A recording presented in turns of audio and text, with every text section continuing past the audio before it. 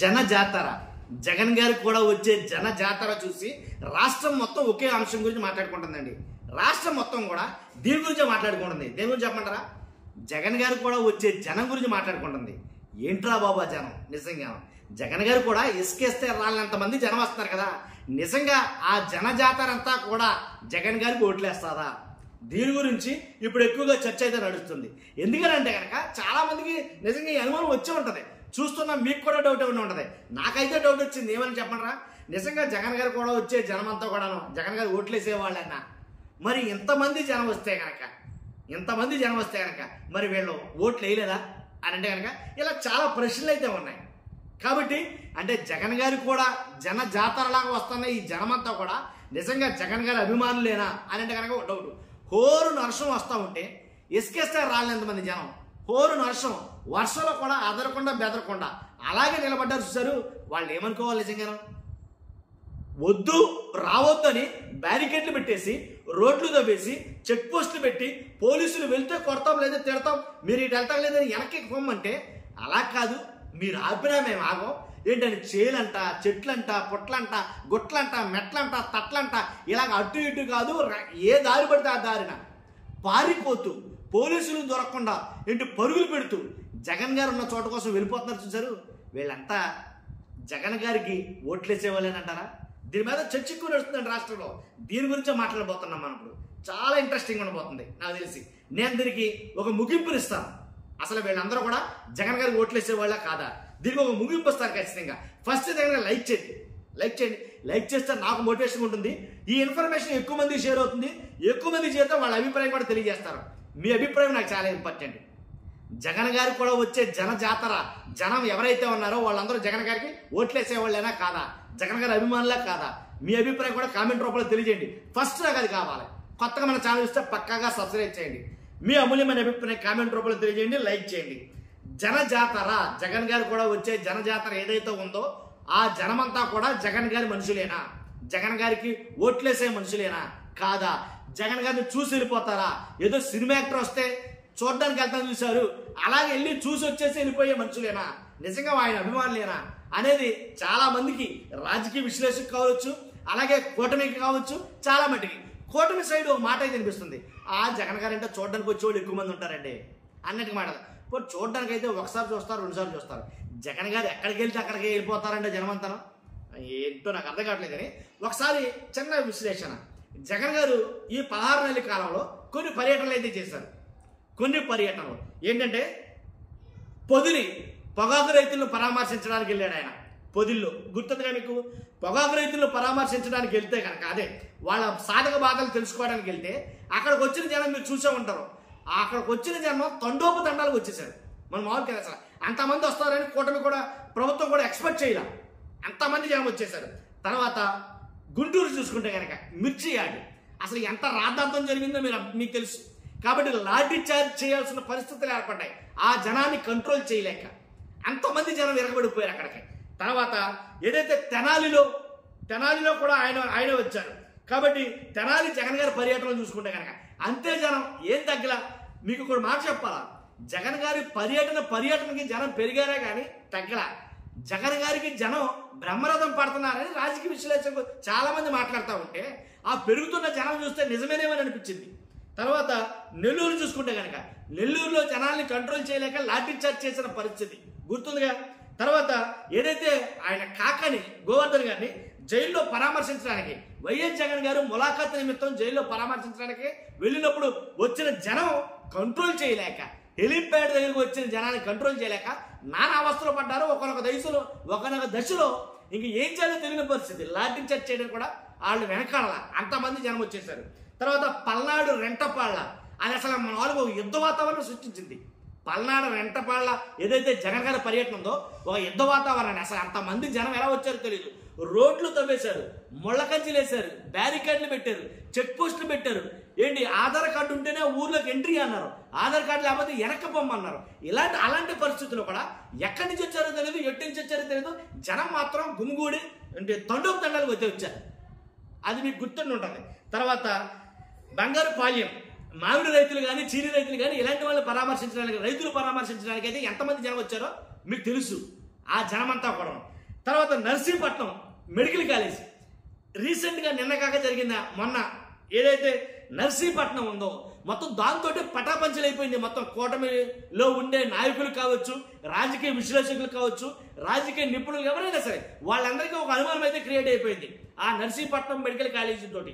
ఎందుకంటే జనం ఎస్కేస్తే రాలంత జనం ఏంటి దారి పొడవునా 60 కిలోమీటర్లు జగన్ గారు అభివాదం చేసుకునే నిలబడాల్సి వచ్చింది. ఇలాగా దిట్టడం లేదు చెయ్య, అంతమంది జనం వచ్చారు. ఓరు నర్సం కూరుస్తుంది, ఒక్కడ కదల్లా. ఏంటబ్బా ఇది, ఈ జనం ఏంట్రా బాబు అని చెప్పేసి తలలు పట్టుకున్న నేతలు చాలా మంది ఉన్నారు. అసలు ఎందుకు వస్తున్నారు? అధికారంలో ఉన్న వాళ్ళు వెళ్తేనేమో కనీసం ఆటోలో తిరిగేస్తా ఉంటే పక్కన ఆ పక్కన ఈ పక్కన నిలబడ్డవాళ్ళు లేడు. కొంచెం నిజాలు కొంచెం కటువుగానే మాట్లాడాలి. ఏంటి మామూలు సాదాసీదాగా రోడ్ల మీద తిరుగుతూ ఉంటే అధికారంలో ఉన్న నాయకులు ఏంటి వాళ్ళ పక్కన పట్టుమని 10 మంది ఉండటంలా. కానీ ఎక్కడా లేనిది అధికారం కోల్పోయాడు, అధికారంలో లేడు. కానీ అధికారంలో లేడు, ఆయన కూడా వెళ్తే అరెస్టులు చేస్తారేమో, కేసులు పెడతారేమో అనే భయాలు ఉన్నప్పటికీ జనం మాత్రం అసలు వాళ్ళని బంధించడమే కష్టమైపోతుంది. వాళ్ళని ఆపడం ఎవరితరం కావట్లా, అంతమంది జనం వచ్చి పడిపోతున్నారు. కానీ ఈ జనమంతా నిజంగా జగన్ గారి మనుషులేనా? ఇదే పెద్ద $1 మిలియన్ క్వశ్చన్, అంతే కదా. నాకు ఉంది ఆ ప్రశ్న. ఆ ప్రశ్న చెప్పే ముందు ఇప్పుడు వాళ్ళందరూ ఓటర్లేనా వైఎస్ఆర్సీపీకి అని అంటే కనుక ఓటర్లో కాదో నేను ఆఖరిని చెప్తాను. ముందు ఆ ఓట్లను కాపాడుకోలేకపోతుంది వైసీపీ అని చెప్తాను.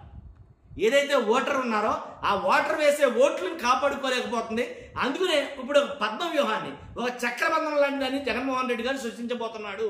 ఏంటంటే నియోజకవర్గానికి వచ్చి 8,000 మంది సైన్యం. అర్థమైంది కదా, నియోజకవర్గానికి వచ్చి 8,000 సైన్యం.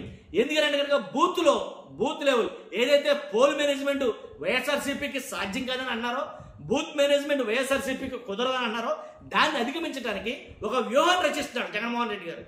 నియోజకవర్గానికి వచ్చి 8,000 మందితోటి ఆ 8,000 మంది కూడాను ఏంటి మొత్తం మ్యాక్సిమం బూత్ లెవెల్లో ఉండి ఆ ఏదైతే పోలింగ్ బూత్ ఏజెంట్లు ఉంటారో ఆ ఏజెంట్లుగా ఎప్పుడో జస్ట్ ఎన్నికలకు ముందు 10 రోజుల ముందు 15 రోజుల ముందు వచ్చే నాయకులు కాకుండా వాళ్ళు సుశిక్షితులైనటువంటి సైనికులుగా తీర్చిదిద్ది ఏంటి ఎన్నికల రంగంలోకి దింపబోతున్నాడు.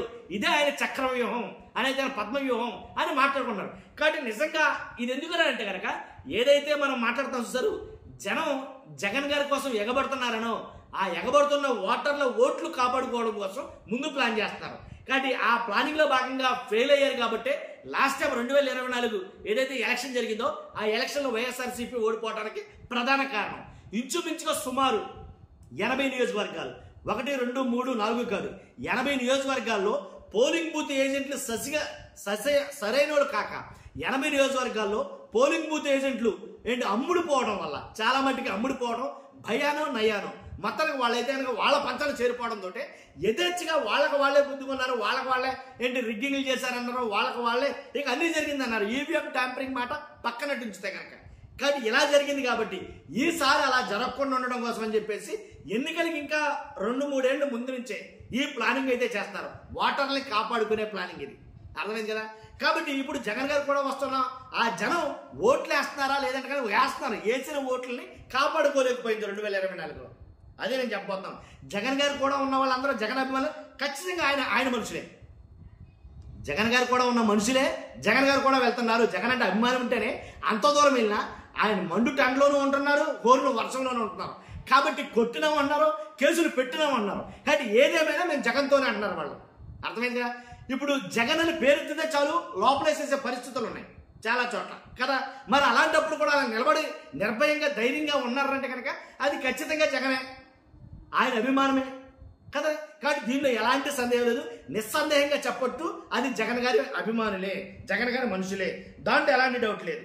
కాబట్టి ఇప్పుడే ఇలా ఉంటే కనుక అంటే ఇన్ని ఏదైతే జగన్ గారి పర్యటనలు 6, 7 జరిగినాయి, ఈ పర్యటనలకే జగన్ గారి మీద ప్రభావం, ప్రజల ప్రభావం, జనం ప్రభావం అలా ఉంటే కనుక జనం ఆయన కూడా బారులు తీరి ఇసుకేస్తే రాలినంతమంది జనం వస్తున్నారంటే కనుక ఇప్పుడే ఇలా ఉంటే కనుక 16 నెలలకి రానున్న రోజుల్లో జగన్ గారి కార్యాచరణ ఏదైతే ఉందో అది కూడా కంప్లీట్ అయితే కనుక అసలు పట్టుకోలేమేమో అని కొంతమంది మాట్లాడుకున్నారు.